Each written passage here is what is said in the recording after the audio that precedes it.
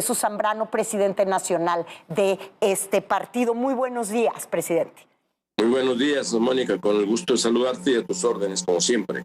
Igualmente, pues para ver tu óptica, ¿cómo estás observando esta situación a la que ha llegado el PRD y después de hacer un poquito esta revisión de cómo lograron conquistar bastiones que el domingo pasado pierden y cómo lo van a observar esto de cara a las elecciones del 2024, donde los cuartos de guerra en los distintos partidos ya comienzan a formarse, a prepararse? Mira, claro que sí, Mónica, con mucho gusto. Hay que hacer algunas precisiones. En primer lugar, el registro del PRD es un registro nacional, sí, que lo venimos refrendando elección tras elección. Lo que se pierde en los estados cuando no alcanzas el 3% son el derecho a las prerrogativas y a formar parte de los congresos locales cuando hay elecciones para diputados locales. En este caso concreto, pues el PRD no alcanzó el 3% en el estado de Hidalgo, en donde hemos tenido y seguimos teniendo una fuerza muy importante. Gobernamos actualmente 11 municipios, entre ellos el de Tula, y hemos alcanzado niveles de votación muy importantes. Ahora nos caímos por circunstancias que corresponden particularmente al estado de Hidalgo y a la elección misma, al proceso electoral de esta entidad. El otro estado en donde el PRD no tiene en estas elecciones el 3% es Tamaulipas, en donde ya tenemos varios procesos electorales en que el PRD ha estado por debajo del 3%. En Durango no teníamos el 3% de acuerdo con las elecciones últimas, y ahora en estas elecciones en donde se jugó la gobernatura y presidencias municipales estamos arriba del 3% y vamos a tener derecho a las prerrogativas. Igual sucede en Oaxaca y en Aguascalientes y Quintana Roo, en donde estamos arriba del 3% y seguimos siendo ahí una fuerza, digamos, modesta, para decirlo con mucha responsabilidad. En Tamaulipas, por cierto, hay que decir que de las 6 entidades, recordemos que Morena había dicho que iba por 6 de 6, por el carro completo. Bueno, perdió claramente en 2, Aguascalientes, en donde por primera vez fuimos juntos, la coalición Va por México, y en Durango, en donde hace 6 años habíamos ganado la elección en una alianza PAN-PRD, y ahora fuimos en esta coalición junto con el PRI, con un candidato proveniente del PRI, pero muy identificado con todos los grupos, y ganamos, refrendamos el triunfo y el gobierno, y el PRD en Durango incluso va a gobernar 6 o 7 municipios como resultado de esta elección. Entonces, en Tamaulipas, por otra parte, pues sí, está a menos del 6% la diferencia. Mañana se va a ir a los cómputos distritales y seguramente ahí se van a modificar muchos de estos diferencias, en donde decían, por cierto, que nos iban a ganar hasta por 30 puntos de diferencia, y veamos cómo quedó.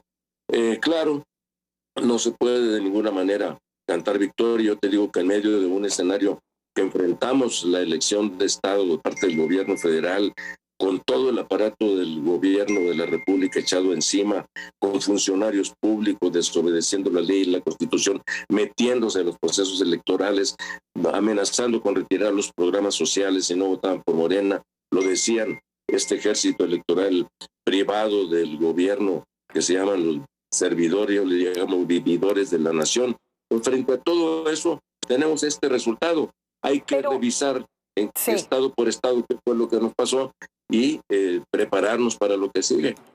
Pero no es la primera vez que el PRD tiene que enfrentar un aparato electoral y un parque político electoral puesto en función de una elección en otras ocasiones y en su historia. Y antes lo hacía en soledad. Hoy tiene que aliarse con lo que hace 20 años hubiera sido impensable que se hubiera aliado. Esto también puede ser un termómetro complejo hacia las elecciones del 2024 y particularmente a la reflexión de lo que hay internamente o lo que queda internamente el PRD, porque muchos de los más emblemáticos perredistas hoy están en Morena, y eso también, digamos, pues es algo que habla de lo que el PRD que hoy tiene que ir junto con el resto de una oposición que antes hubiera sido impensable aliarse para ustedes, pues habla de una reflexión que yo creo que sería interesante hacer de cara o bien observando el termómetro electoral que les deja esta elección del domingo pasado, Jesús. Hay que hacer todas las reflexiones que sean necesarias, Mónica, tienes razón, pero no porque algunos o una parte importante, como tú lo dijiste, emblemáticos que habían sido periodistas hoy están en Morena, y entonces decir, bueno, pues entonces que el destino del PRD es irse a Morena. No va a suceder eso. No, evidentemente no, vamos a irnos pero por al algo partido pasó. que le está haciendo daño al país, que le está haciendo un terrible daño a la sociedad mexicana y a las instituciones democráticas, a la libertad de expresión, en fin. No vamos a terminar allá, aquí seguimos leales, fieles en el PRD, hay que revisarnos ciertamente y eso, en eso estamos. El proceso electoral mismo nos tomó, nos agarró, por decirlo así, coloquialmente, en mero proceso de reorganización y de reestructuración después de un congreso que hicimos en diciembre del año pasado, en donde nos asumimos como Partido Socialdemócrata de una izquierda moderada y que dijimos que nos asumimos como tarea de empezar un proceso de reorganización en todo el país. Y en eso estamos, en eso seguimos en los demás estados y así queremos llegar el año que entra. Mencionamos ahorita, subrayaste mucho el proceso de Hidalgo, pero en Hidalgo hace 2 años y en nosotros Tamaulipas ganamos 11 municipios. Sí, en Tamaulipas no éramos parte del gobierno. Así es, por eso, efectivamente. Juntos. Pero es una conquista que se pierde, Jesús. Claro, hasta ahorita. O sea, lo habían conquistado y lo perdieron. Y hay que concluyan los cómputos y que con toda seguridad vamos a irse al litigio esa elección y hay que esperar a que concluya todo el proceso. Yo no lo doy por agotado todavía. Tampoco por perdido. Una conquista que no se logró, dices, bueno, pues hasta ahorita no, pero tampoco se ha consumado la derrota, vamos a decirlo así. Y los porcentajes de votación que se obtuvieron por la coalición pues son significativos.